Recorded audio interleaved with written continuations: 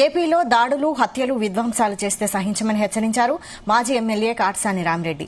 ఎన్ని కేసులు పెట్టినా, ఎన్ని ఇబ్బందులు పెట్టినా తగ్గేదే లేదన్నారు. నంద్యాల జిల్లా బనగానపల్లెలోని వైసీపీ కార్యాలయంలో ఆయన మాట్లాడారు. తెలుగుదేశం పార్టీ మేనిఫెస్టోపై ఆయన ఆగ్రహం వ్యక్తం చేశారు. తల్లికి వందనం, కుటుంబానికి 3 సిలిండర్లు, నిరుద్యోగ భృతి, ఆడబిడ్డ నిధి కింద ఇంట్లో ఎంతమంది ఉంటే అంతమందికి 1500 రూపాయలు ఇస్తామని చెప్పి ఇంతవరకు అమలు చేయకపోవడం సిగ్గుచేటన్నారు. ఎందుకంటే గతంలో మేము 2 సార్లు నేను ఎమ్మెల్యేగా ఉన్నా.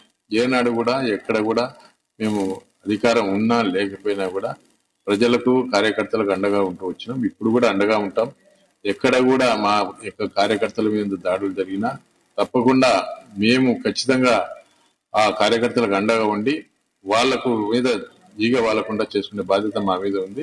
ఇప్పుడు ఈ మధ్య ఇక్కడ ఒక 10 రోజుల నుంచి ఈ మధ్య ఇక్కడ కూడా దాడులు అనేది లేకుండా పోయినాయి. ఎందుకంటే ఇదే విధానం. ఎందుకంటే రాజకీయాల్లో గెలుపు ఓటములు అనేది సహజం. అంత మాత్రాన ఏదో ఓడిపోయినంత మాత్రాన, ప్రభుత్వం లేని మాత్రాన దాడులు చేస్తే రేపు మళ్ళీ మా ప్రభుత్వం కూడా వస్తుంది. ఈరోజు ఏదైతే విత్తనం నాటితే అది మొలకెత్తి మళ్ళీ అది వాళ్ళకే నష్టం జరుగుతుంది. కాబట్టి మీరు ఈ విధంగా దాడులు చేస్తే అది గుర్తు పెట్టుకుంటాం. రేపొద్దున మళ్ళీ మా ప్రభుత్వం వచ్చిన తర్వాత ఇదే పరిస్థితి మళ్ళీ పునరావృతం అవుతుంది.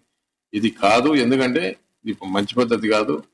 ఎవరైనా కూడా మీకు అధికారం వచ్చింది, ఏదైనా మీకు 10 మందికి మంచి చేసి ఏదైనా కూడా మీ పథకాలు మీ ప్రభుత్వం ద్వారా ఇప్పించి ప్రజల మన్ననలు పొందాలి తప్ప ఏదో మేము బెదిరిస్తాము, భయపడతాము, చంపుతాము మరి ఇవన్నీ అంటే ఇక్కడే ఊరుకునే వాళ్ళు లేరు.